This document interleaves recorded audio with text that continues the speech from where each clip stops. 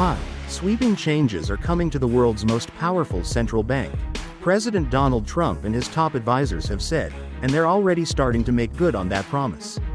Treasury Secretary Scott Bessent last week made it clear that the Trump administration intends to shake up the Federal Reserve, just as it has done with the rest of the federal government. Change at the central bank will accelerate once Chair Jerome Powell steps aside at the end of his term in May 2026 or earlier if he resigns or Trump manages to fire him.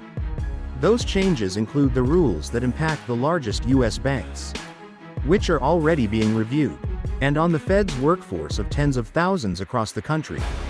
What we need to do is examine the entire Federal Reserve institution and whether they have been successful, Bessent told CNBC on July 21st. All these PhDs over there, I don't know what they do. This is like universal basic income for academic economists, he said, cutting down on bank regulations. In June, Trump began to etch the legacy of his second term on the Fed by elevating Michelle Bowman to lead banking regulation as a vice chair on the central bank's board of governors. She had been a member of the board since 2018. A cornerstone of Trump's economic agenda is to slash regulations, and Bowman is widely expected to deliver on that goal when it comes to the banking industry.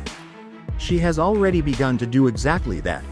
The Fed is in the process of revisiting and easing a raft of banking rules that came about in the aftermath of the global financial crisis of 2008.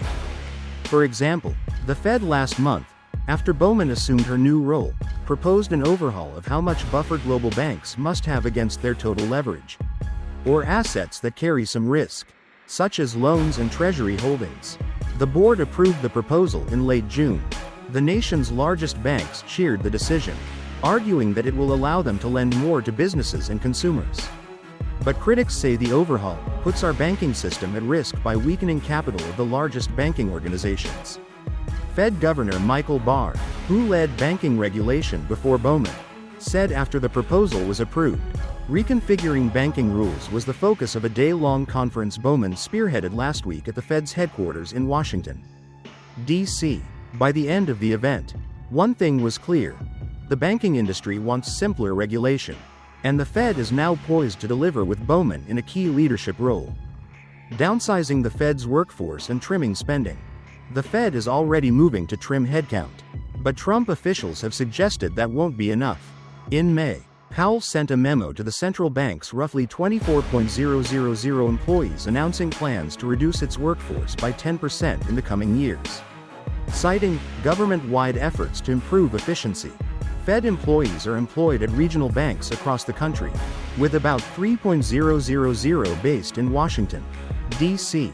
But recent comments suggest the White House is looking for even more cuts to the Fed. Bessent has called for a more aggressive downsizing, and Kevin Warsh, a former Fed governor seen as a potential choice to succeed Powell, told Fox Business in a July 7 interview that there's plenty of deadwood at the central bank. Since mid-2022, the Fed has operated at a loss of more than $220 billion because it raised interest rates aggressively to tamp down high inflation, raising the interest costs tied to the debt holdings on its portfolio. Bessent frequently points to those losses in his criticism of the Fed. The Trump administration's criticism of the Fed's $2.5 billion renovation project, which the president seems to have backed off from after his Thursday tour, is also indicative that administration officials view the central bank as an excessive spender. Conducting mass layoffs at the Fed, however, may not be so simple. According to Bill English, a former senior Fed advisor, the chair has the authority to dismiss senior staff at the board. But to do a broader downsizing of the institution would require a vote of the board. English told CNN, the new chair may want to do that, but it's hard to say how seriously the other board members would want to change the institution.